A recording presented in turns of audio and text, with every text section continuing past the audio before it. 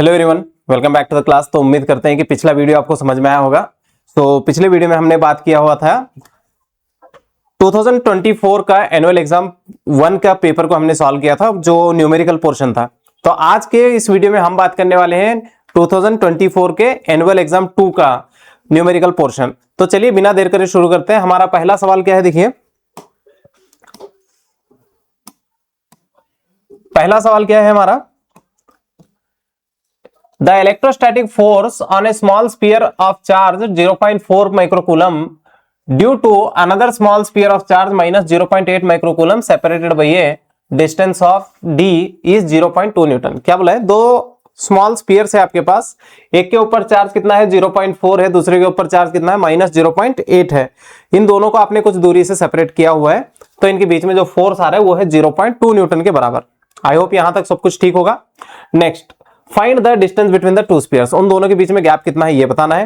Next, what is the magnitude and nature of the force on the second sphere due to the first. तो second sphere पे पहला वाला कितना force लगाएगा, magnitude direction दोनों बताने। आई होप क्वेश्चन क्लियर हुआ होगा। तो चलिए सॉल्व करते हैं। ये एक स्पीयर है, ये दूसरा स्पीयर है। 0.4 माइक्रोकूलम माइनस 0.8 माइक्रोकूलम, इन दोनों के बीच में दूरी पता नहीं कितनी है, तो हमने बोल दिया d है। ऑन इसके ऊपर की बात की गई है, मतलब इसको जो फोर्स लग रहा है, पहले बताओ दोनों चार्जेस कैसे हैं, सेम नेचर के हैं कि अपोजिट। ऑब्वियसली डायरेक्शन दिख रहा है, सॉरी नेचर दिखाई दे रहा है, एक की पोलैरिटी पॉजिटिव दूसरे की नेगेटिव, यानी कि अपोजिट नेचर के है, तो पक्का अट्रैक्ट करेंगे। तो ये वाला उसको अपनी तरफ खींच रहा है, ठीक।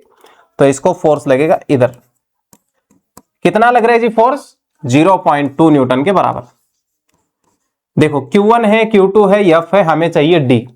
तो इसके लिए फॉर्मूला क्या लिखेंगे हम, F is equal to K Q1 Q2 divided by D square.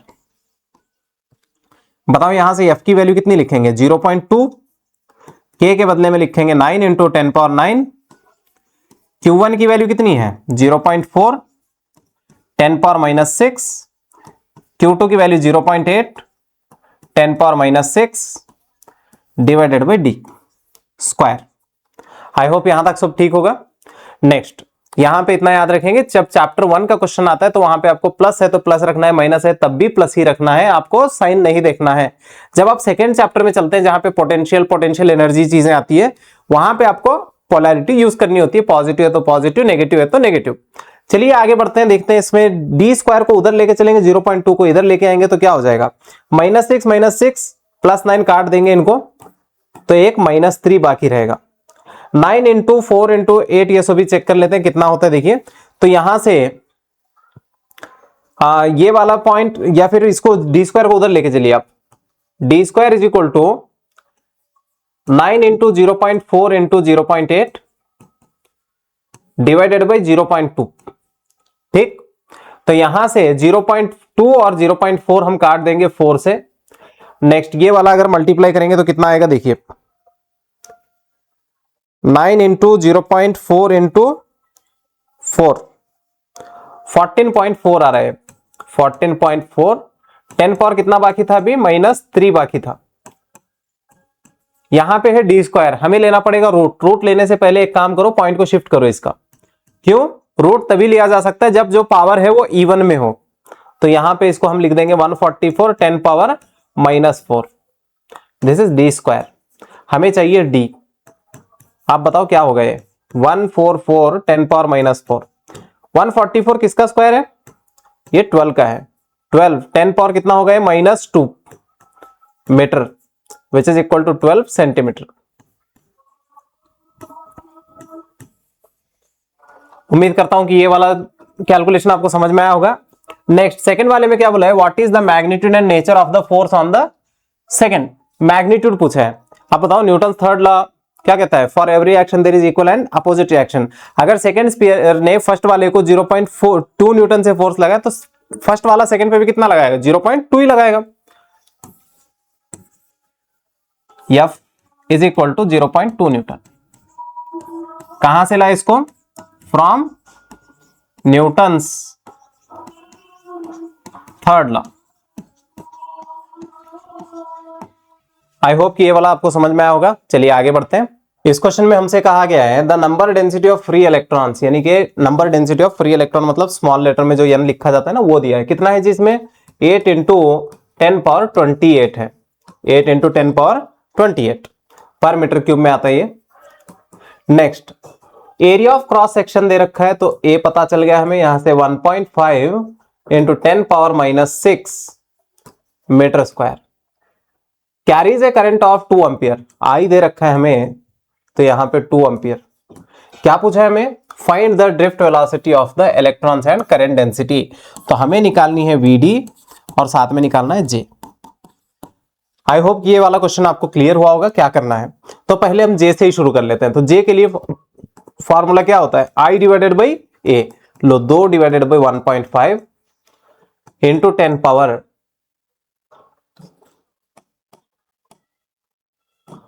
1.5 into 10 power -6। अभी 10 पावर -6 ऊपर जाएगा तो प्लस हो जाएगा, तो ये वाला 2 डिवाइडेड बाई 1.5 करेंगे तो कितना होगा 4 डिवाइडेड बाई 3 यानी कि 1.33 10 पावर +6 एम्पियर पर metre square. This is J. I hope ये क्लियर हुआ होगा आपको। नेक्स्ट वीडी के लिए हम फॉर्मूला क्या जानते हैं, I is equal to N E A V D. मतलब यहां से वीडी का फॉर्मूला क्या बन जाएगा, I divided by N E है। I की वैल्यू 2 है, n की वैल्यू कितनी है 8 इंटू 10 पावर 28 10 पावर 28 और E की वैल्यू कितनी होती है 1.6 10 पावर -19 इंटू ए की वैल्यू कितनी होती है 1.5 10 पावर -6। -19 -6 -25 ये वाला इसमें से निकाल देंगे तो यहां पे बचेगा 3 10 पावर 3। अगर इनको मल्टीप्लाई करेंगे तो कितना आएगा देखिए 8 into 1.6 into 1.5, so 2 divided by 19.2 10 power +3 है, इसको हम ऊपर लेके जाएंगे तो ये -3 हो जाएगा। तो 2 डिवाइडेड बाई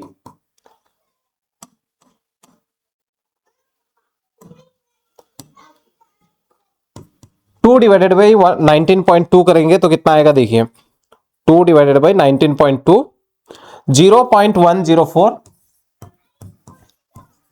10 पावर -3 मीटर पर second. This is V D. I hope कि ये वाला सॉल्यूशन आपको समझ में आया होगा। तो चलिए आगे बढ़ते हैं। अगला सवाल देखिए क्या करें। इस क्वेश्चन में बोला गया है sinusoidal voltage of RMS value, खुद मेंशन किया उन्होंने, तो यहां पे हम लिखेंगे वी आरएमएस कितना है 10 volt, frequency 50 hertz, frequency 50 hertz, apply to a series LR circuit. R दे रखा है 3 ओम और एल दे रखा है हमें 12.75 मिली हेनरी। हमें निकालना है Z, I R M S और साथ में फाई। तो इसके लिए सबसे पहले हमें चाहिए एक्सेल, तो हम एक्सेल निकालेंगे। इसमें एक्सेल की वैल्यू कैसे निकाली जाती है 2 pi F L 2 into 3.14 into 50 into L की वैल्यू 12.75 10 पावर -3। तो मल्टीप्लाई करेंगे इनको तो कितना आएगा देखिए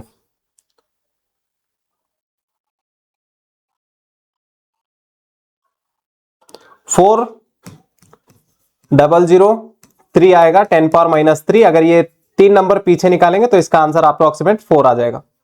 दिस इज एक्सेल। जेड के लिए फॉर्मूला क्या लिखा जाता है √XL square plus R square. तो एक्सेल की वैल्यू कितनी है यहाँ पे 4 का स्क्वायर कितना हो जाएगा 16 प्लस R की वैल्यू कितनी है 3 का स्क्वायर कितना होगा 9। तो इन दोनों का सम कितना हुआ 25। तो यहां से अगर हम देखें तो इसका आंसर कितना आ रहा है 5 ओम। उम्मीद करता हूं यहां तक सब कुछ ठीक होगा। नेक्स्ट IRMS चाहिए आपको। IRMS में हम क्या लिखते हैं VRMS divided by Z। VRMS आपका 10 है, ये वाला 5, इन दोनों को कट कर देंगे तो आंसर आएगा 2 एम्पियर। नेक्स्ट आपको चाहिए फाई, तो tan फाई के लिए हम फॉर्मूला क्या लिखते हैं XL divided by R। XL की वैल्यू कितनी है 4 divided by 3, this is tan phi. यहां से फाई की वैल्यू कितनी हो जाएगी 53 डिग्री। आई होप ये क्लियर हुआ होगा आपको। उम्मीद करते हैं यहां तक सब कुछ क्लियर है। चलिए आगे बढ़ते हैं। अगला एक सवाल देखिए इस क्वेश्चन में क्या बोला है, एक डबल कॉन्वेक्स लेंस है। डबल कॉन्वेक्स लेंस मतलब इस तरीके का, सही है। जब भी कॉन्वेक्स वर्ड आता है तो समझ जाना R1 की वैल्यू आपको प्लस में लेनी है और R2 की वैल्यू आपको माइनस में लेनी है। ये आपको याद रखना है साइन कन्वेंशन में। हाँ, manufactured from glass of refractive index 1.52, तो ये लेंस का रिफ्रैक्टिव इंडेक्स है 1.52 with both faces have same radius, मतलब R1 R2 की वैल्यू सेम है, तो R1 की वैल्यू प्लस R, R2 की value minus R। What is the radius of curvature required for the focal length, F दे रखा है आपको 25 centimetre. What will be the new focal length when the lens is immersed in water. Second case में surrounding की value आपको क्या लेनी है 1.33। चलिए पहले वाला केस तो सॉल्व कर लेते हैं, फिर बाद में सेकेंड केस पे आते हैं। तो फर्स्ट केस में अगर हम देखें तो फॉर्मूला क्या लिखा जाएगा, lens maker formula 1/f is equal to NL minus NS divided by NS। First case में कहां रखा होगा, एयर में रखा हुआ है, क्योंकि कुछ बोला नहीं है ना तो एयर लेना होता है। NS की वैल्यू 1 लेंगे हम केस 1 में, इंटू 1/R1 माइनस 1/R2, 1/25। यहां सेंटीमीटर मीटर करने की जरूरत नहीं है, जो है वैसे ही रखो। NL की वैल्यू 1.532, NS की वैल्यू 1 डिवाइडेड बाई ये वाला 1 into 1/R minus 1/-R, minus into minus ये प्लस हो जाएगा। तो यहां से अगर आप देखेंगे तो ये कितना होगा 0.532, ये वाला 1 माइनस इंटू माइनस प्लस हो जाएगा, 1/R प्लस 1/R कितना होगा इंटू 2 डिवाइडेड बाई R होगा। This is 1/25। इसको पलटाइए आप, पलटाने से क्या होगा नहीं, या फिर क्रॉस मल्टीप्लाई करिए, R को इधर लीजिए 25 को इधर, तो R की वैल्यू क्या हो जाएगी 0.532 इंटू 2 इंटू 25। तो इनको मल्टीप्लाई करेंगे तो कितना आएगा, देखिए आंसर।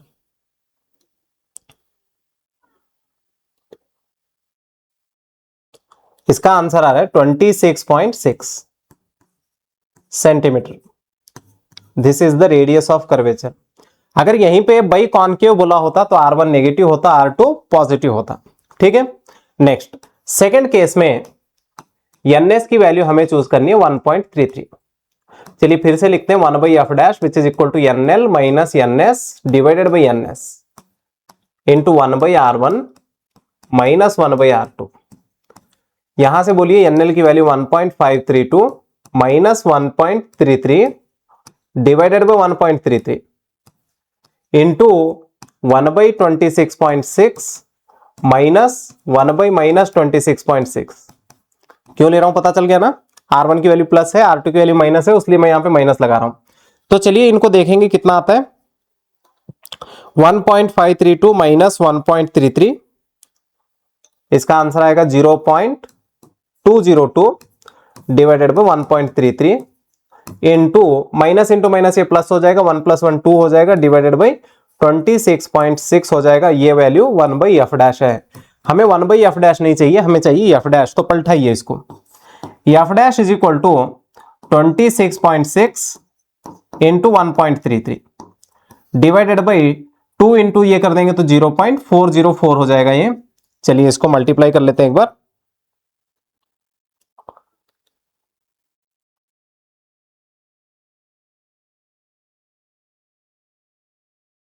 तो इसका आंसर आएगा आपको 87.56 सेंटीमीटर।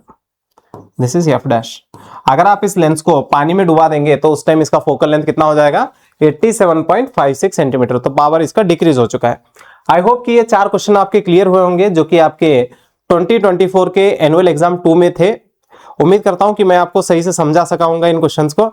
तो मिलते हैं अगली वीडियो में फिर एनुअल एग्जाम 3 वाले पेपर को लेकर 2024 वाला। तब तक के लिए पढ़ते रहिए और अपना ख्याल करिए। चलिए मिलते हैं अगले वीडियो में, तब तक के लिए टेक केयर, बाय।